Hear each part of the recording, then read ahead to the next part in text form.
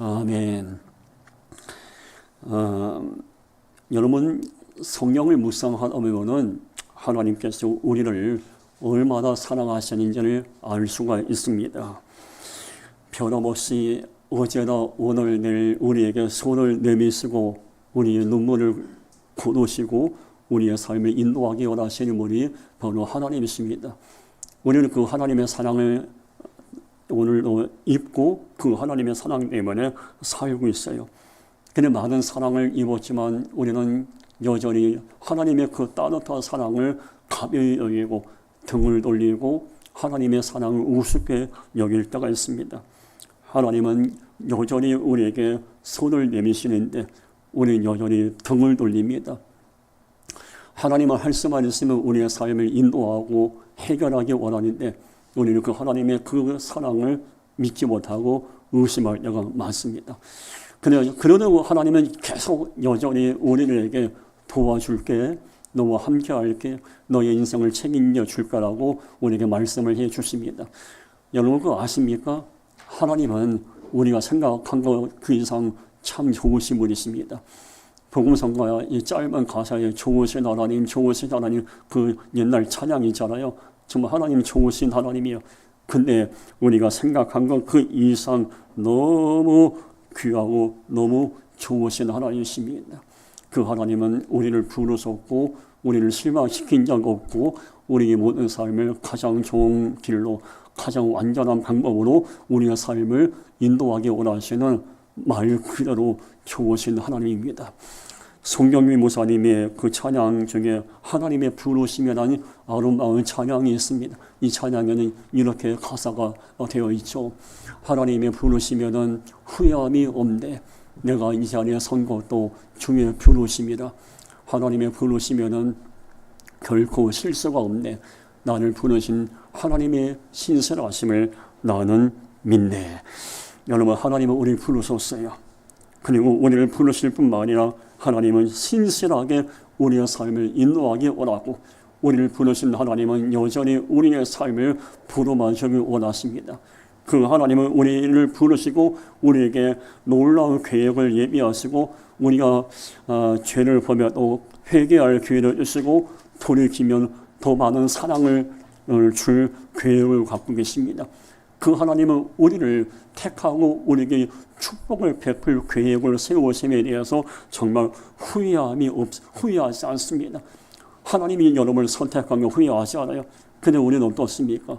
하나님을 섬기고 하나님 앞에 예배드리고 하나님 앞에 설 때 우리가 후회할 때가 얼마나 많습니까? 하나님께 등을 돌릴 때가 많아요.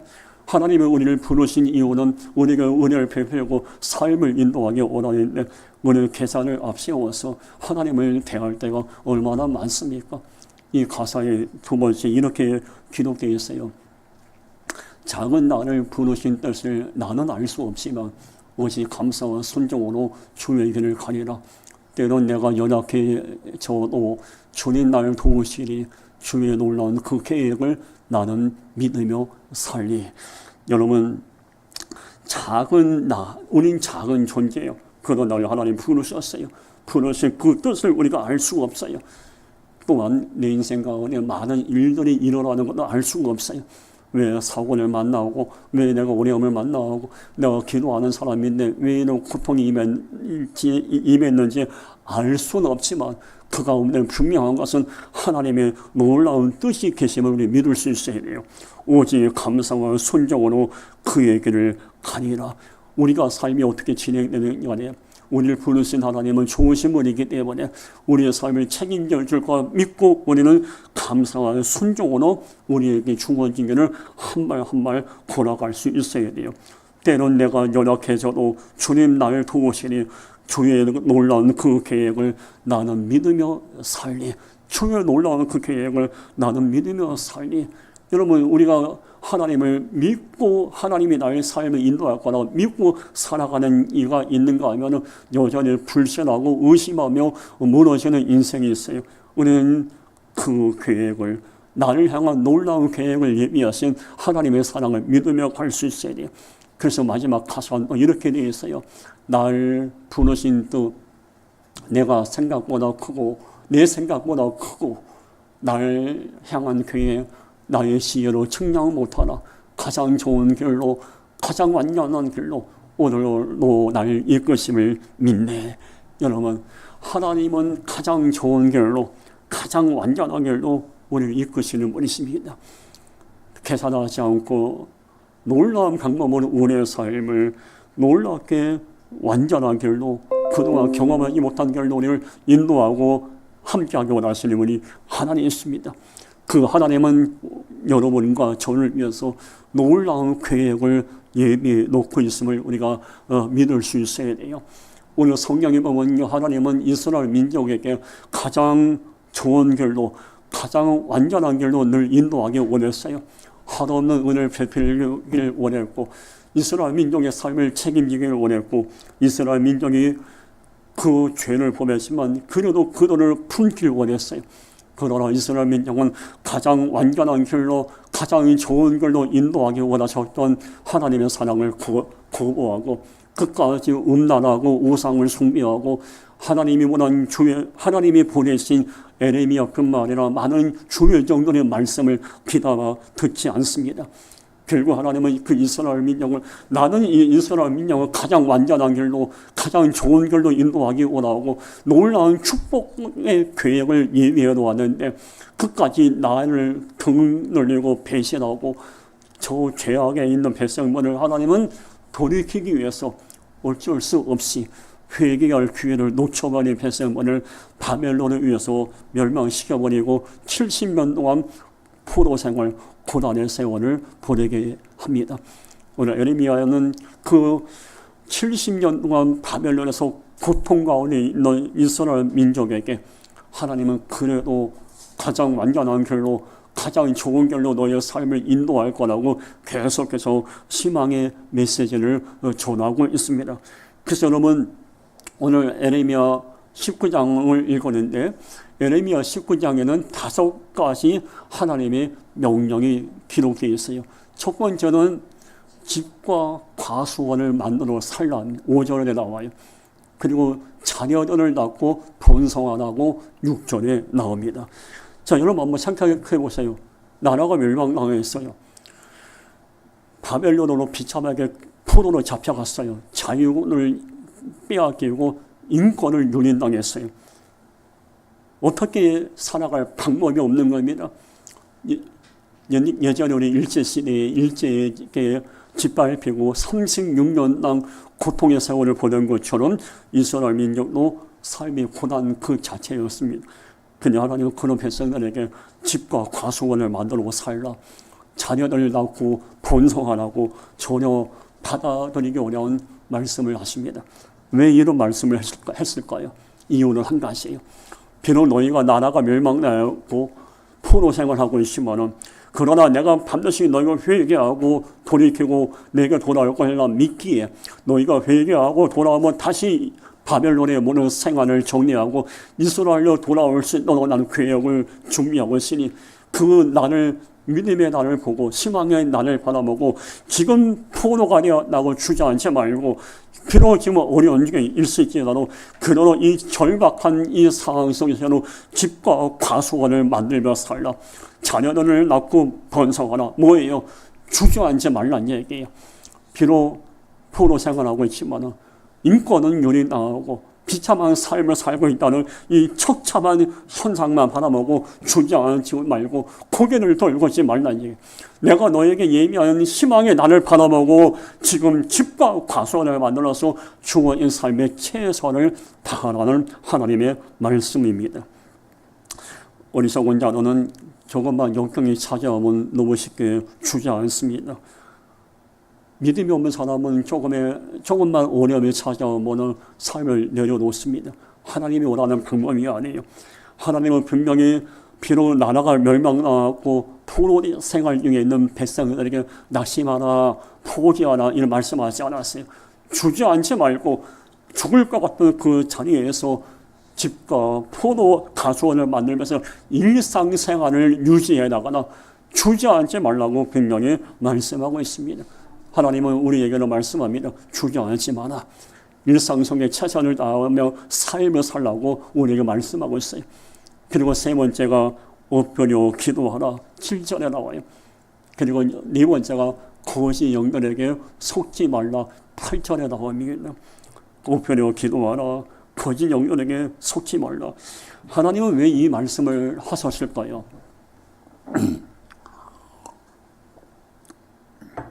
하나님께서 포로 생활 중에 있는 백성들에게 엎드려서 기도하고 거짓 영들에게 속지 말라고 한 이유는 한 가지. 이들은 나라가 멸망당하기 전에 이스라엘에 머물러 있을 때 거짓 영들 또 우상들에게 마음을 빼앗겼어요. 하나님을 제껴버리고 우상에게 아침에 눈만 뜨면 가서 우상에게 뭔가 마음을 바치고 저 우상이 내게 응답 줄 거라 믿고 가서 우상만 경배했어요. 그리고 당시에 거짓 선지자들의 마음을 하나님 말보다 더 신뢰했어요. 이런 삶을 살았던 백성들이었기 때문에 너희가 바벨론에 머물러 있는 동안은 똑같이 이전처럼 거짓 영들에게 마음을 빼앗기지 말고 우상을 가까이 하지 말고 우상을 가까이 하지 말고 너는 엎드려 내 앞에서 기도하라고 말씀하고 있습니다. 여러분 지금 우리는 이 말씀이 이스라엘 민족에게 주는 말씀이 아니라 나에게 주는 말씀이라고 받아들일 수 있어야 돼요. 세상의 말보다 하나님의 권위 있는 말 중에 우리는 어떤 말씀을 더 신뢰합니까? 사람의 말보다 하나님의 말씀 중에 무엇을 더 귀하게 여깁니까? 이스라엘 민족은 하나님의 말씀보다는 세상 소리에 더 귀를 열었어요. 우상을 더 신뢰했어요. 거짓 영들에게 더 마음을 빼앗겼어요. 이런 삶을 반복하지 말라고 분명히 말씀하고 있어요. 그리고 마지막 다섯 번째가 놀라운 계획을 믿고 기다리라고 11절에서 말씀하고 있어요. 놀라운 계획을 믿고 기다리라. 자, 오늘 본문 에레미야 19장 11절에 이런 말씀이 있어요. 제가 천천히 한번 읽어드릴게요. 한번 보세요. 이 앞에 한번 보세요. 너희를 두고 계획하고 있는 일들은 오직 나만이 알고 있다. 내가 너희를 두고 계획하고 있는 일들은 재앙이 아니라 번영이다. 너희에게 미래에 대한 희망을 주려는 것이다. 나 주의 말이다. 여러분, 이 말씀엔 어떤 내용이 포함되어 있는지 아십니까? 이스라엘 민족은 나라가 멸망당했어요. 비참하게 포로 생활 중에 있습니다. 남자들은 노예보다 못한 짐승 같은 삶을 살고 있었고 이스라엘 젊은 처녀들은 바벨론 남자들에게 인권을 누린다는 고통의 세월이 반복되고 있었습니다. 이때 이스라엘 민족의 계획과 꿈과 모든 희망이 꺾인 채 살아갑니다. 그런 이스라엘 민족에게 하나님은 말씀합니다. 나는 너희를 두고 계획하고 이 일들은 재앙이 아니라 번영이다. 무슨 얘기입니까? 나는 너희 이스라엘 민족을 위해서 놀라운 계획을 갖고 있다. 너희는 계획을 내려놓고 희망이 꺾이고 또 소망이 꺾인 채 살아가고 있지만 난 너희를 다시 회복시킬 계획을 갖고 있고 다시 너희가 회개하고 돌아서기만 한다면 이스라엘로 돌아오게 해서 그동안 경험하지 못했던 놀라운 은혜를 경험하게 할 놀라운 계획을 예비해 놓고 있고 너희에게 재앙이 아니라 번영, 번창의 축복을 허락할 계획을 갖고 있다고 말씀하고 있는 겁니다. 그러게 너희는 지금 포로 생활 중에 있는 지금의 모습만 바라보지 말고 너희를 향한 놀라운 계획을 갖고 있는 나 하나님을 신뢰하라고 말씀하고 있는 겁니다. 하나님은 이스라엘 민족에게만 놀라운 계획을 예비해 놓으시고 내가 너희들에게 놀라운 계획을 예비해 놓았다고 말씀하는 분은 아니에요. 여기는 저와 여러분에게도 동일하게 놀라운 계획을 예비해 놓으시고 때가 되면 그 계획을 이루시는 분이 바로 우리 하나님이십니다. 물론 그 하나님의 계획하심이 나를 향한 계획하심이 언제 이루어질지 몰라요. 내가 기도한 것이 언제 응답이 임할지 몰라요. 그러나 분명한 것은 하나님은 여기는 최준만 목사뿐만 아니라 여러분을 향한 놀라운 계획을 갖고 계시고 하나님의 때가 되면 그 계획은 반드시 이루게 될 것입니다. 그래서 우리는 지금의 모습만 바라보고 무너지는 것이 아니라 하나님 나를 향해서 놀라운 계획을 갖고 계시죠. 나를 다시 일어나게 할 계획을 갖고 계시죠. 내 삶의 변화가 있게 하시고 가정이 변화되고 나를 힘들게 하는 질병의 문제, 물질의 문제가 회복시킬 계획을 갖고 계시지요. 믿습니다. 하나님의 그 계획이 내 인생 가운데 반드시 체감할 날이 올 줄 믿습니다라고 계속 우리 뭡니까? 믿음으로 선포할 수 있어야 합니다. 똑같은 삶을 살면서 하나님은 내 인생에 아무 의미가 없는 존재라고 부정적인 고백을 하며 무너지는 인생이 있는가 하면 여전히 손에 잡히는 거 없고 눈에 보이는 거 없지만 내가 체감할 수는 없지만 그러나 하나님은 나를 위해서 놀라운 계획을 예비해 놓으신 참 좋으신 분이라고 고백하는 이들도 있습니다. 시편 33편 4절 보면요, 주의 말씀은 언제나 올바르며 그 하시는 일은 언제나 진실하다 말씀하고 있어요. 자, 하나님께서 우리가 가장 완전한 길로 가장 좋은 길로 인도할 계획을 갖고 계십니다. 그러나 내가 생각한 것처럼 그 계획이 나에게 임하지 않을 때가 있어요. 내가 금식 기도했는데 응답이 더딜 때도 있어요. 분명히 하나님 놀라운 계획을 너희 위해서 예비해 놓고 너희를 번창케 하고 축복을 베풀 거라고 말씀을 했지만 여전히 우리의 삶에 변화가 없을 때도 있습니다. 그때 우리는 이 시편 33편 4절 말씀을 마음에 담아야 해요. 변화가 없어도 그래도 하나님의 말씀은 언제나 올바릅니다. 옳습니다. 라는 성숙한 고백을 드릴 수 있어야 합니다. 하나님은 분명히 나를 위해서 놀라운 계획을 갖고 계시고 나를 축복할 거라 믿습니다. 그러나 여전히 아직까지 내가 느낄 수 있는 변화는 없지만 경제적으로 여전히 쪼들림을 당하고 풀어야 할 과제가 많이 있고 하나님이 약속한 대로 내 삶에 놀라운 역전의 드라마와 극적인 드라마는 아직 펼쳐지진 않았지만 그래도 하나님은 언제든지 올바르고 옳습니다. 이런 하나님을 향한 변함없는 신앙의 신뢰의 고백을 드릴 수가 있어야 합니다. 하나님 축복하신다며요. 왜 축복 안 하십니까? 이런 반론을 제시하는 것이 아니라 하나님이 축복하신다고 말씀했는데 아직까지 축복이 임하진 않았지만 반드시 그 약속을 믿고 나는 기다립니다. 축복하신 하나님을 찬양합니다. 이 변함없는 고백이 우리에게 필요한 거 아니겠습니까? 사랑의 고백. 하나님이 내 삶에 아름답게 인도하시 혹시나 아니하신다 해도 하나님은 내 인생의 좋으신 분이고 내 인생의 전부이며 그 무엇과 바꿀 수 없는 소중한 분입니다라고 고백할 수 있어야 돼요. 이것이 성숙한 신앙의 고백이에요. 말씀을 쭉 보세요. 나를 사랑하는 자가 나의 사랑을 입을 거라고 말씀하고 있어요. 나를 존중히 여기는 자가 내가 존경히 여긴다고 말씀하고 있어요. 특별히 언제 그런지 아십니까? 가장 인생의 어려운 순간에 절망적인 순간에도 하나님의 계획이 이루어지지 않고 축복이 내게 찾아오지 아니한다 해도 그 어려운 중에도 하나님은 좋으신 분에게 난 그 하나님을 사랑합니다라고 고백할 수 있는 이 성숙한 모습을 하나님 앞에 보여드릴 수 있어야 합니다. 아까 그 날 부르신 또 가사 다시 보면요 이렇게 되어 있죠. 날 부르신 또 내 생각보다 크고 날 향한 계획 나의 지혜로 측량 못하라. 가장 좋은 길로 가장 완전한 길로 오늘로 날 이끄신 믿네.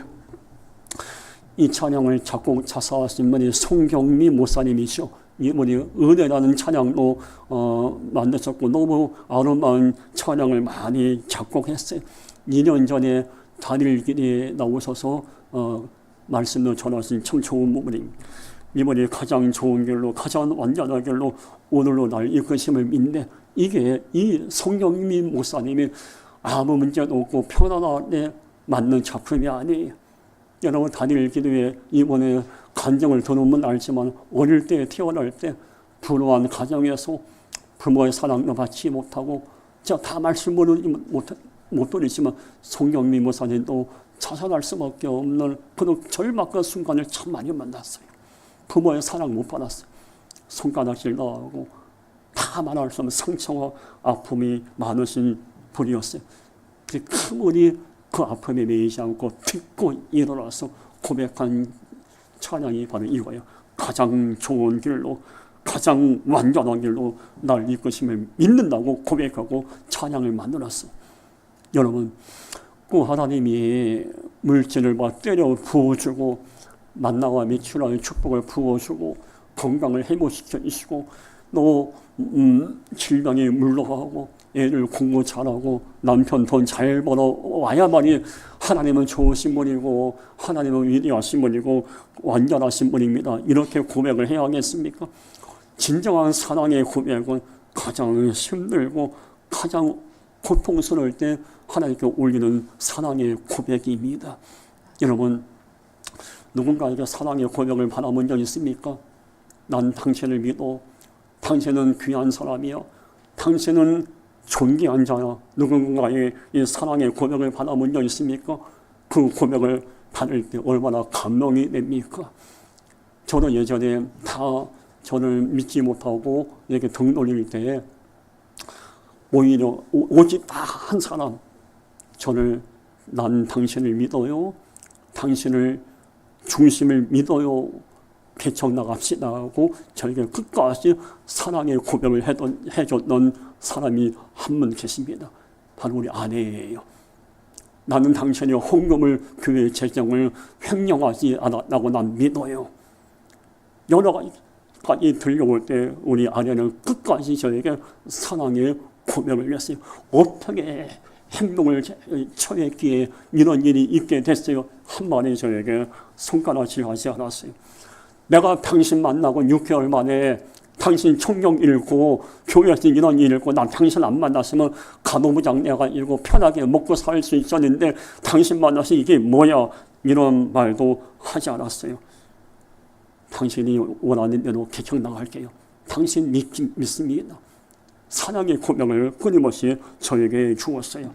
여러분, 누군가에게 사랑의 고백을 받는다는 거 근데 감사하잖아요. 근데 뒤집어서 이야기하면 우리가 하나님 앞에 사랑의 고백을 한번 드려보세요. 그것도 가장 고통스러운 순간에, 가장 괴로운 순간에 하나님 사랑합니다. 하나님 믿습니다. 하나님은 놀라운 계획을 내 인생 가운데 열어줄 거라 믿습니다. 끊임없이 고백할 수 있어야 돼요. 우리가 하나님의 사랑의 고백을 올려드리면 하나님 어떤 분인지 아십니까? 나를 사랑하는 자가 나의 사랑을 입을 거라고 말씀한 것처럼 우리에게 더 큰 사랑을 허락해 주십니다. 여러분 어떻습니까? 우리 살면서 나와 가까이 하고 있는 이들에게 사랑의 고백을 많이 해야 돼요. 부부 사이에는 부모와 남편 가운데 사이에 사랑의 고백을 많이 해야 되고 부모와 자녀 사이에도 사랑의 고백을 많이 해야 돼요. 교회에서는 목사와 성도 사이에도 사랑의 고백을 많이 해야 돼요. 그래야지 감동의 파장이 일어나는 거예요. 아까 예배 전에 뒤에 앉아있는데 오늘 처음 보는 어떤 젊은 자매님이 들어왔어요. 처음 보는 너무 예쁘고 귀한 자매가 더 들어와서 딱 보니까 김은희 집사님이요. 김은희 집사님이 머리를 예쁘게 커트를 하고 오셨어요. 그래서 제가 딱 김은희 집사님인데 저는 솔직히 김은희 집사님인지 몰랐어요. 커트해서 이뻐서 너무 보기 좋았어요. 그래서 참 이렇게 제가 엄지척을 했죠. 목사로서 성도에게 사랑의 고백을 한 거죠. 제가 설교 시간에 김은희 집사님만 이렇게 하면 다들 시험 보면 안 되니까 다들 여러분 다들 최고입니다. 여러분 사랑의 고백을 할 수 있어야 돼요. 그렇죠? 당신을 믿습니다. 당신을 신뢰합니다. 계속 사랑의 고백. 근데 되짚어서 우리가 하나님 앞에 계속 하나님은 올바릅니다. 옳습니다. 하나님은 내 삶의 전부입니다. 고백하면 하나님은 반드시 우리가 그동안 경험하지 못했던 은혜를 베풀어 주십니다.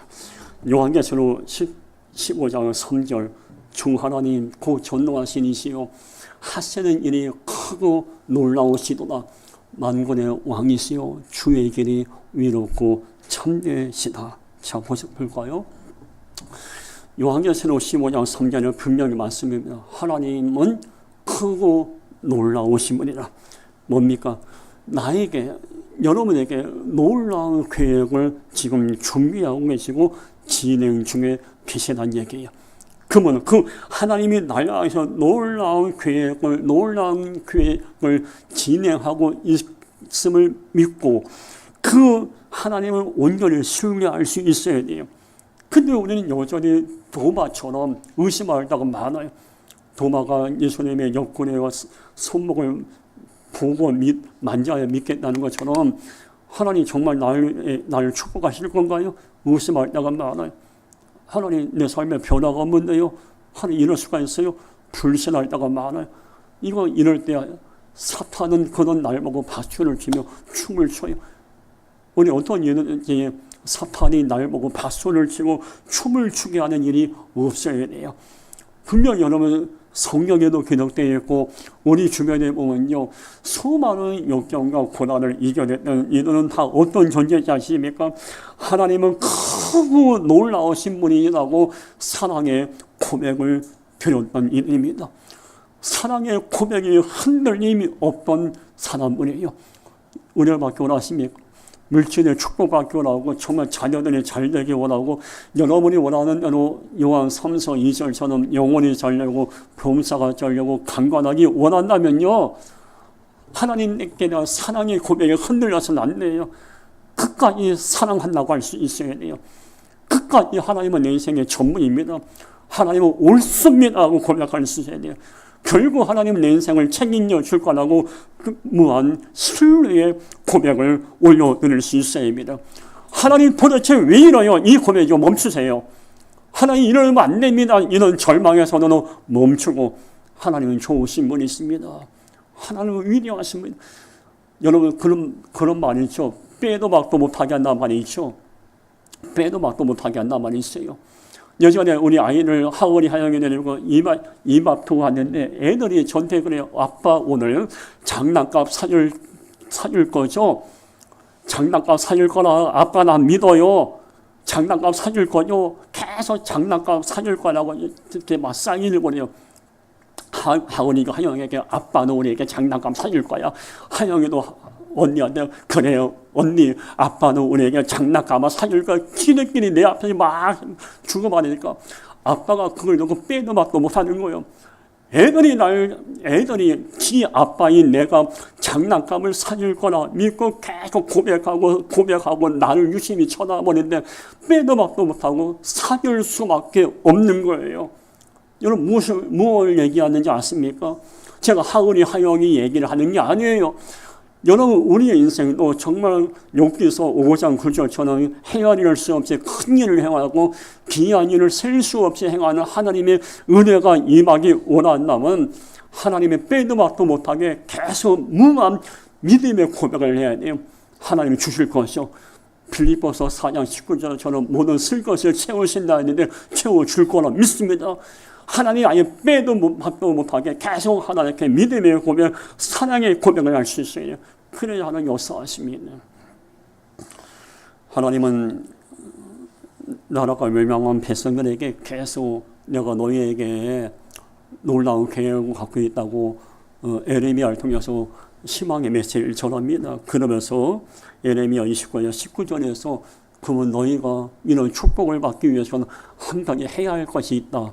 그리고 너희들이 왜 나라가 멸망당했는지 그 원인을 정확하게 말씀합니다. 에레미야 29장 19절 너희들이 내 말을 듣지 않았기 때문이다. 내가 내 종 선지자를 너희에게 꾸준히 보냈으나 너희는 그들의 말을 듣지 않았느니라.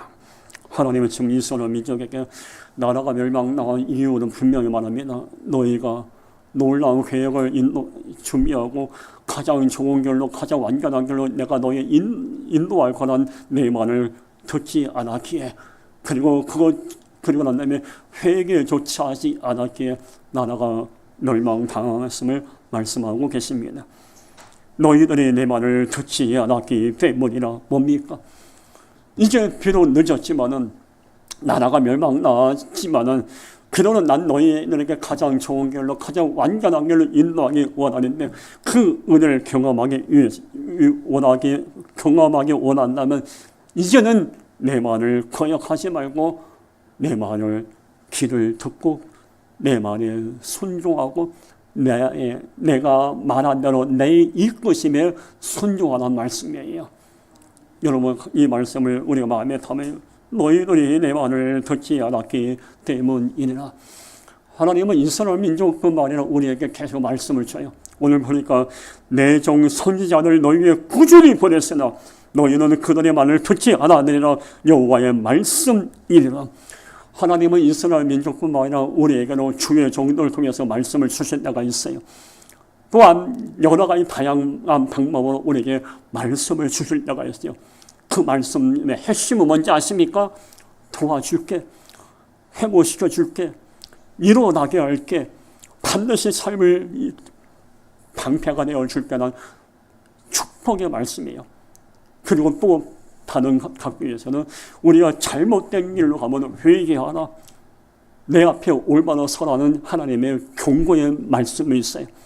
축복의 말씀이 됐든 경고의 말씀이 됐든 그 말씀을 아멘하고 받아들여야만이 우리가 살아날 수가 있는 거예요. 근데 우리는 듣고 싶은 말만 들어 축복의 말씀에는 아멘합니다. 잘 될 겁니다. 축복이 임할 겁니다. 영혼이 잘 되고 검사가 잘 될 겁니다. 두 손 들고 아멘합니다. 그러나 회개하라. 그러면 안 됩니다. 말씀에 순종하세요. 이만을 하는 못사는 배척합니다. 이건 문제가 있는 거예요. 지금은 우리는 어떤 소리에 귀가 열려있고 어떤 소리에 집중하고 있습니까? 이스라엘 민족은 하나님의 말씀을 듣지 않았어요. 하나님 말씀에는 귀를 닫고 우상과 세상의 달콤한 소리에만 귀가 열려 있었습니다. 지금 우리는 이스라엘 민족처럼 어디에 귀가 열려 있습니까? 사탄은 우리에게 계속 달콤하게 말합니다. 아담과 하와에게 선악과를 따먹으면 하나님과 같이 될 거야.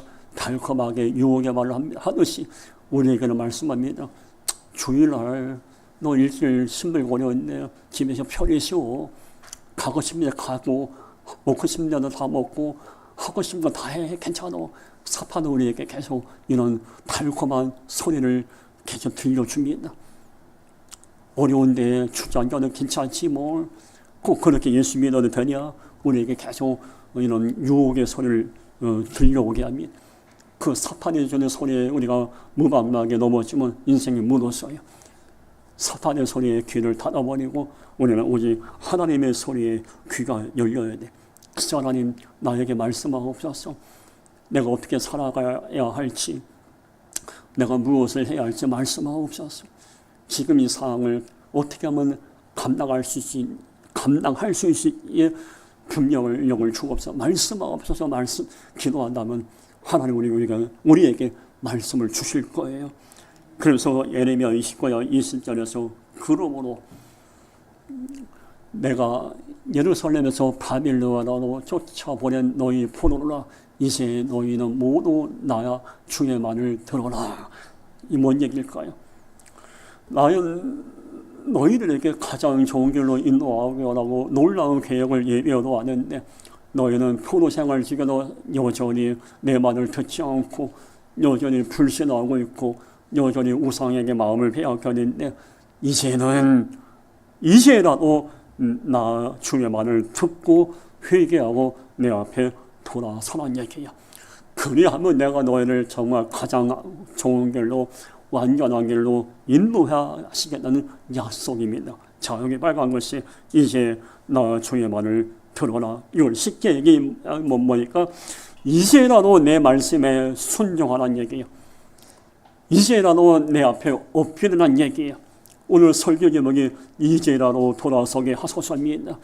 여기는 우리 모든 이스라엘 민족처럼 연약한 존재이기 때문에 잘못 생각할 수가 있고 잘못 판단할 수가 있고 잘못된 길로 갈 수가 있어요. 그러나 그걸 속히 깨닫고 더 늦기 전에 이제라도 하나님 앞에 올바로 서야 돼요. 이제라도 부정령의 상황에 내려놓고 이제라도 예배의 자리에 나오셔야 돼요. 이제라도 규칙적인 기도 상황을 할 수 있어야 되고 이제라도 하나님 보실 때 아름답고 성숙한 모습으로 거듭날 수 있어야 돼요. 오늘 성령은 분명히 말씀해 이제라도 내게 오면은 다시 시작할 수 있는 은혜를 허락해 준다고 말씀하고 있어요. 오늘 본문 에레미야 29장 12절에 이렇게 말씀합니다. 너희가 내게 부르시며 내게 와서 기도하면 내가 너희들의 기도를 들을 것이요. 말씀하죠. 내게 와서 뭡니까? 이제라도 내게 와서 기도하면 내가 응답해 줄게. 그 말씀이에요. 사람은 그래요. 아이고 그동안 뭐하다가 이제 교회 와서 기도하려고 그래. 이렇게 사람은 비난합니다. 그러나 하나님은 이렇게 말씀합니다. 이제라도 내 앞에 나와 엎드려 기도하고니 내가 너의 눈물을 어루만져 주겠다고 말씀하십니다. 사람은 그래요. 그동안 뭐하다가 이제 교회에 나왔어 라고 비난합니다. 그러나 하나님은 그게 아니에요. 이제라도 교회에 나와서 내 앞에 나와서 엎드려 예배하고 있으니 참 귀하다. 참 귀하다. 우리는 하나님 우리에게 이렇게 말씀합니다. 하나님은 우리에게 책망이 아닌 칭찬과 격려의 말을 해 주십니다. 이제라도 늦지 않았습니다. 기도의 자리에 머물러야 하고 이제라도 예배의 자리에 머물러야 하고 이제라도 저 뒤에 있는 십자가 있잖아요. 저 십자가만 보면 저는 마음이 짠해요. 이제라도 우리 십자가 붙들고 매달려 기도할 수 있어야 돼. 이제라도 더 늦기 전에 내 안에 있는 불신, 의심, 원망, 시기, 남을 모함하는 악한 거 다 내려놓고 이제라도 아버지 앞에 엎드리면서 내가 정결케 하옵소서라고 기도할 수 있어야 돼요. 오늘 에레미야 29장 13절 본문은 이렇게 마무리가 됩니다. 너희가 온 마음으로 나를 구하면 나를 찾을 것이요 나를 만나리라. 이제라도 나를 찾으면 당연히 내가 너를 만나 주겠다는 얘기입니다. 이제라도 나를 신뢰하면 내가 너에게 한없는 축복을 베풀겠다는 에레미야 29장 14절은 이제라도 나를 찾으면 나를 만나리라. 뭐예요?